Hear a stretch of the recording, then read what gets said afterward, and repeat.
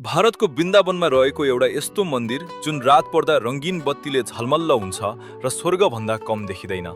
आखिर किन लाखौँ भक्तजन प्रेम मन्दिर हेर्न टाढा टाढाबाट आउँछन्? आज जानौँ प्रेम मन्दिरको अद्भुत कथा।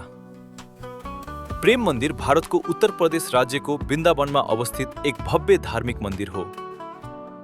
यो मन्दिर भगवान श्रीकृष्ण र राधा रानीलाई समर्पित गरिएको छ। यसको भव्यता, आकर्षक वास्तुकला र आध्यात्मिक वातावरणका कारण प्रेम मन्दिर आज वृन्दावनको प्रमुख आकर्षण बनेको छ। प्रेम मन्दिरको निर्माण प्रसिद्ध आध्यात्मिक गुरु जगद्गुरु कृपालु महाराजको प्रेरणामा गरिएको हो।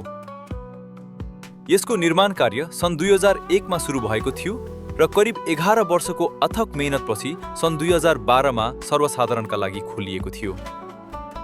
इटालीबाट ल्याइएको सेतो सङ्गमरमर प्रयोग गरेर हजारौं कलाकार र कामदारहरूले यो मन्दिर निर्माण गरेका थिए। प्रेम मन्दिरको सबैभन्दा ठूलो विशेषता यसको सुन्दर नक्कासी हो। मन्दिरको भित्ताभरि भगवान श्रीकृष्णका विभिन्न लीलाहरू कुदिएका छन्। यहाँ गोवर्धन पर्वत उठाएको दृश्य, कालिया नागमाथि विजय प्राप्त गरेको कथा, रासलीला तथा अन्य धार्मिक घटनाहरू मूर्ति मार्फत देख्न सकिन्छ। मन्दिर परिसरमा रहेका बगैँचा, झरना र आकर्षक मूर्तिहरूले यसको सुन्दरतालाई अझ बढाएका छन्। साँझको समयमा हुने रङ्गीन लाइट सो र म्युजिकल फाउन्टेन सो हेर्न हजारौं मानिसहरू जम्मा हुने गर्छन्।